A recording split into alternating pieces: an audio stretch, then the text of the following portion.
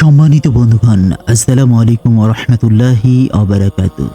কাছে দূরে, দেশে অথবা দেশের বাহির থেকে যে যেখান থেকে ঠিক এই মুহূর্তে বাস্তব জীবনের গল্প শোনার জন্য আমার সাথে জয়েন করেছেন, আমি রানা, KH রানা, আপনাদেরকে স্বাগত জানাচ্ছি নিশিগল্পের আজকের 14তম পর্বে। বন্ধুগণ, আজ আমি আপনাদেরকে কোনো গল্প নয়, আজ আমি শোনাবো জিন পরি কারা, তারা কি খায় এবং কি করে, এদের বিষয়ে ইসলাম কি বলে, এই সম্পর্কে যথাসম্ভব বিস্তারিত আলোচনা করব।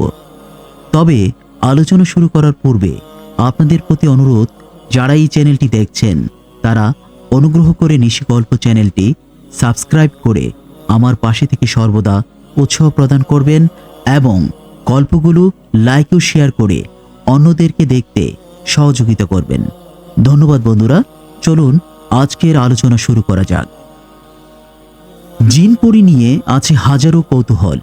কেউ কেউ অতি আবেগে এই ব্যাপারে বিভিন্ন অবাস্তব ঘটনার অবতারণা ঘটায়, আবার কেউ পাণ্ডিত্য প্রদর্শনের উদ্দেশ্যে এ বিষয়ে অনেক সত্য অস্বীকার করে বসে।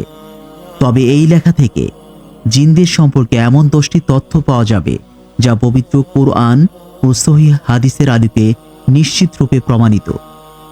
সত্যি কি জিন পরি বলতে কিছু নেই? জিন পরি বলতে কিছু নেই, এই ধারণা সম্পূর্ণ ভুল। পবিত্র কুরআনে মহান আল্লাহ ইরশাদ করেন, আমি প্রজ্বলিত অগ্নিশিখা থেকে জিন সৃষ্টি করেছি। সূরা হিজর আয়াত 27। এছাড়া সূরা জিন নামের কোরআনে পাকের একটি স্বতন্ত্র সূরার নামকরণ হয়েছে। ছোট বড় প্রায় 57টি আয়াতে এই সম্পর্কিত বহু বিস্ময়কর তথ্য রয়েছে, যা নিশ্চিত রূপে জিনের অস্তিত্ব প্রমাণ করে। অভিশপ্ত শয়তান কি জিনের বংশোদ্ভূত? কুরআনের ভাষ্যমতে ইবলিস শয়তান আদম আলাইসাল্লামের সামনে সিজদা করতে অস্বীকার করেছিল, তাই তাকে বিতাড়িত করা হয়েছিল। সে ছিল জিনদের বংশোদ্ভূত। সূরা কাহাফ আয়াত 50। এছাড়া পবিত্র কুরআনের বহু জায়গায় শয়তান শব্দ দ্বারা জিনদের কথা বোঝানো হয়েছে। জিনের আকৃতি কেমন? পবিত্র কুরআন ও হাদিসে জিনের আকৃতি বিষয়ক যে সকল বর্ণনা এসেছে তা মৌলিকভাবে 3 প্রকার। যেমন 1, দৃশ্যমান, অর্থাৎ জিনের প্রকৃত আকৃতি মানব চোখে অবলোকনযোগ্য। তাবরানী 573। 2, অদৃশ্যমান, অর্থাৎ জিনের আকৃতিবিহীন, শুধু শারীরিক উপস্থিতি অনুভূত হওয়া। সূরা আরাফ আয়াত 23। 3, বিকৃত আকৃতি, মানুষ, পশু পাখি কিংবা বৃক্ষলতার আকৃতি ধারণ করা। তাবরানী 4012। জিন পরীরা কি খায়?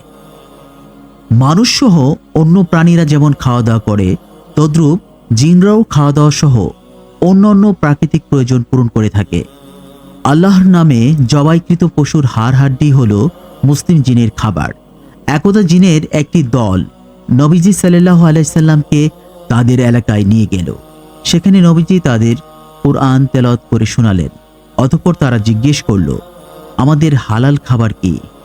নবীজি সাল্লাল্লাহু আলাইহি সাল্লাম বলেন, প্রত্যেক ওই পশুর হাড় যা আল্লাহর নামে জবাই করা হয় সেগুলোই জিনদের খাবার। তিরমিজি হাদিস 3258। তবে অন্যান্য যে সকল ধর্মের জিন রয়েছে তারা কেউ কেউ গোবর এবং অন্যান্য যে মিশ্রিত পচা বাসি খাবার রয়েছে সেগুলো নাকি খেয়ে থাকে বলে জানা যায়। জিন পরিদের বিয়ে শাদী এবং সন্তান প্রজনন। মহান আল্লাহ নিজ প্রজ্ঞাগুণে প্রতিটি বস্তু জোড়ায় জোড়ায় সৃষ্টি করেছেন, তাই জিন জাতির মধ্যে রয়েছে নর ও নারীর জোড়া। মানুষের মতো তাদেরও রয়েছে বিয়ে শাদী ও বাচ্চা প্রজননের নির্ধারিত প্রক্রিয়া। পবিত্র কুরআনে জান্নাতি রমণীদের কুমারিত্বের বর্ণনায় এসেছে যে তাদের কোনো মানুষ বা জিন স্পর্শ করেনি। সূরা আর রহমান আয়াত 56। অন্য এক আয়াতে ইরশাদ করা হয়েছে, তোমরা কি আল্লাহকে ছেড়ে শয়তান ও তার বংশধরদের বন্ধু হিসেবে গ্রহণ করেছ? সূরা কাহাফ আয়াত 50। এই দুই আয়াত থেকে জিনদের যৌনাকাঙ্ক্ষা ও বংশ প্রজননের বিষয়টি স্পষ্ট প্রতীয়মান হয়। জিন পরীর ধর্ম কি? জিন জাতি আল্লাহর মাখলুকের মধ্য থেকে একটি মাখলুক। মহান আল্লাহ তাদের রব। পবিত্র কোরআনে ইরশাদ হয়েছে, হে মানুষ ও জিন, তোমরা তোমাদের রবের কোন অবদানকে অস্বীকার করতে পারবে? আর প্রত্যেক নবীর নির্দিষ্ট অঞ্চলের তৎকালীন মানুষ এবং জিনদের হেদায়েতের বার্তাবাহক হিসেবে প্রেরিত হয়েছেন। মহান আল্লাহ ইরশাদ করেন, ওহে মানুষ ও জিন, আমি কি যুগে যুগে তোমাদের কাছে নবী প্রেরণ করিনি? সূরা আনআম আয়াত 30। যেহেতু মহানবী সাল্লাল্লাহু আলাইহি সাল্লামের কিয়ামত পর্যন্ত বিশ্বজগতের জন্য নবী হিসেবে প্রেরিত হয়েছেন, তাই বর্তমান জিনদের জন্য শরীয়তে মুহাম্মদী তাদের ধর্ম হিসেবে বিবেচিত হবে। তবে বর্তমান বিশ্বে যেমন মুসলমান সহ আরও অনেক ধর্মের মানুষ রয়েছে, তেমনি জিনদের মধ্যেও বিভিন্ন ধর্মের জিন রয়েছে। আমরা যেমন মানুষ হিসেবে মুসলিম, হিন্দু, খ্রিস্টান, বৌদ্ধ, শিখ, জৈন সহ অসংখ্য ধর্মে আমরা বিভক্ত রয়েছি, তদ্রূপ জিনদের মধ্যে হিন্দু, বৌদ্ধ, মুসলিম এবং অন্যান্য অসংখ্য ধর্মের জিনও পৃথিবীতে বিরাজমান। জিনদের ধর্মীয় বিধিবিধান। মানুষের মতো জিনদের ক্ষেত্রেও ধর্মীয় অনুশাসনের বাধ্যবাধকতা রয়েছে। তাদের ইহকালীন কৃতকর্মের জন্য হাসরের ময়দানে নিজ নিজ কর্মের হিসাব দিতে হবে। সৎকর্মশীলদের জন্য রয়েছে জান্নাত, আর মন্দ কর্মের জন্য অপরাধীদের জাহান্নামে নিক্ষেপ করা হবে। সূরা আরাফ আয়াত 34। মানবদেহে জিনের অনুপ্রবেশ। আশ্চর্য হলেও সত্য যে জিনরা মানবদেহের শিরা উপশিরায় বিচরণ করতে পারে, এমনকি মানুষের জ্ঞান বুদ্ধির ওপরও প্রভাব ফেলে তাকে বিকারগ্রস্ত করে ফেলতে পারে। পবিত্র কোরআনে ইরশাদ হয়েছে, যারা সুদ খায় তারা কিয়ামতের দিন এমন অবস্থায় দণ্ডায়মান হবে যে যেমন শয়তানের আসর অর্থাৎ কুপ্রভাব কাউকে বিকারগ্রস্ত করে ফেলে। সূরা বাকারা আয়াত 275।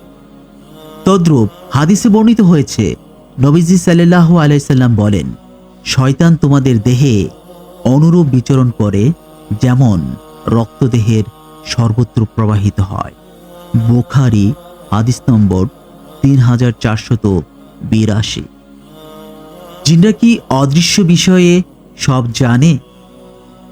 আসমান ও জমিনের কোনো অদৃশ্যের সংবাদ আল্লাহ ছাড়া আর কারোই জানা নেই। তবে অনেক দৃশ্যমান বিষয় জিনরা অদৃশ্য থেকে অবলোকন করে তা বর্ণনা করতে পারে, যা অনেকের কাছে অদৃশ্যের খবর বলে মনে হয়ে থাকে। এটা নিছকই একটি ভুল ধারণা। সৎকর্মশীলদের উপর জিনদের কুপ্রভাব পড়ে না। জিন মানবদেহে প্রভাব বিস্তার করতে পারলেও নেককার মুসলমানদের ক্ষেত্রে তার প্রচেষ্টা নিষ্ফল হয়। পবিত্র কালামে পাকে জিন ও শয়তানের উদ্দেশ্যে মহান আল্লাহ ইরশাদ করেন, যারা আমার একনিষ্ঠ বান্দা তাদের প্রতি তোমার কোনো প্রভাব কার্যকর হবে না। সূরা হিজর আয়াত 43। তাই দেখা যায় ধর্মীয় ব্যাপারে উদাসীন লোকেরাই জিন ও শয়তানের কুপ্রভাব ও কুমন্ত্রণার শিকার হয়ে থাকে। হাদিসে পাকে বর্ণিত হয়েছে, টয়লেটে প্রবেশের দোয়া পাঠ না করলে দুষ্ট জিনরা তার গোপনাঙ্গ নিয়ে খেলা করে। অনুরূপ খাদ্য গ্রহণের শুরুতে বিসমিল্লাহ না পড়লে খারাপ জিন তার খাদ্যে অংশগ্রহণ করে থাকে। মহান আল্লাহ আমাদের জিন ও শয়তানের কুপ্রভাব থেকে হেফাজত করুন, আমিন। জিন নিয়ে সমাজে নানা রকম তর্ক রয়েছে হাজারো গল্প, কিস্সা, কাহিনী। একদল জিনের অস্তিত্ব বিশ্বাস করেন, আরেক দল করেন না। অনেকে বিষয়টি জানার পরেও অস্বীকার করেন। এটি আদৌ উচিত কিনা? শরীয়ত কি বলে? এক্ষেত্রে শরীয়তের দৃষ্টিভঙ্গি হলো, মুসলিমদের অবশ্যই জিনের উপর বিশ্বাস স্থাপন করতে হবে। কেউ যদি এতে অস্বীকার করে তাহলে সে মুমিন থাকবে না। মূলত জিনের অস্তিত্ব স্বীকার ঈমান বিল গায়েব বা অদৃশ্যের প্রতি ঈমান আনার অন্তর্ভুক্ত। আল্লাহ রাব্বুল আলামিন আল কোরআনে সুস্পষ্ট করে বর্ণনা করেছেন জিনের ব্যাপারে। প্রায় 50টি জায়গায় স্পষ্ট করে তাদের সৃষ্টির উদ্দেশ্য, ধর্ম, মানুষের পূর্বে তাদের সৃষ্টি করা ইবলিশ জিনের অন্তর্ভুক্ত, জিন ও মানুষকে একসাথে সম্বোধন, জিনদের কাজকর্ম করা, হাসরের দিনে বিচার ইত্যাদি বিষয়গুলো উল্লেখ করা হয়েছে। সুতরাং সুস্পষ্ট বর্ণনার পরও কেউ যদি জিন বা মহাশূন্যের অন্যান্য প্রাণীকে অস্বীকার করে তাহলে তা ঈমানের দুর্বলতা হিসেবেই বিবেচিত করা হবে। এই জিন সম্পর্কে বলতে গিয়ে সূরা আল জিন নামের একটি পূর্ণাঙ্গ সূরাই আল্লাহ তাআলা পবিত্র কোরআনে নাজিল করেছেন। তাই জিনের অস্তিত্ব অস্বীকার করা আল্লাহর কালামকে অস্বীকার করারই নামান্তর। আহলে সুন্নাত ওয়াল জামাতের আকীদা এটিই। তবে বিলুপ্ত মুতাজিলা ও জাহমিয়ে সম্প্রদায় জিনের অস্তিত্ব অস্বীকার করে থাকে। এখনকার সমাজে একটা প্রচলিত ধারণা আছে, মানুষ ইন্তেকাল করলে ভূত হয়ে যায়, অদৃশ্য আকৃতি ধারণ করে আবার ফিরে আসে পৃথিবীতে। এগুলো মানুষের বানোয়াট কল্পকাহিনী।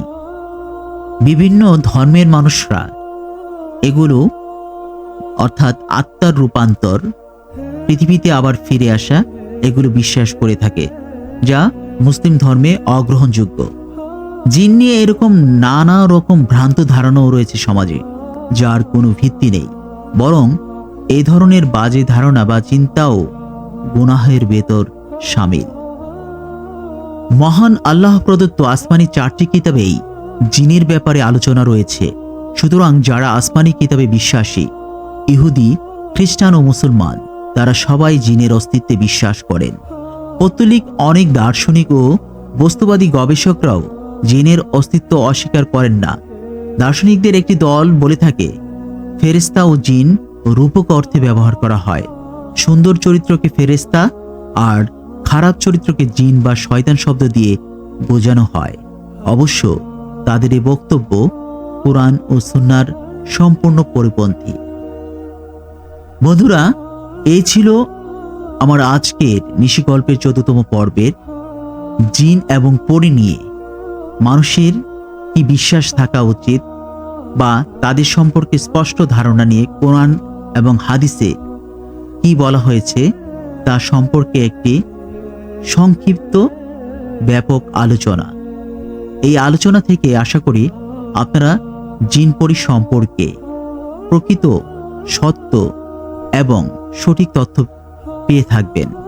বন্ধুরা, যদি আজকের এই আলোচনা থেকে আপনারা ন্যূনতম উপকৃত হয়ে থাকেন, তবে আমি আপনাদের প্রতি প্রত্যাশা রাখব আপনারা আমার এই নিশিগল্প চ্যানেলটি সাবস্ক্রাইব করে পাশে থাকবেন এবং ভবিষ্যতে এরকম আরও চমকপ্রদ আলোচনা ও সুন্দর সুন্দর জিন পরী সত্য জীবনের বাস্তব গল্প নিয়ে যেন আপনাদের সামনে হাজির হতে পারি, সেই সুযোগটুকু করে দিবেন। ধন্যবাদ বন্ধুরা, সকলে ভালো থাকবেন, অন্যকে ভালো রাখবেন, এই প্রত্যাশায় বিদায় নিচ্ছি। আল্লাহ হাফেজ।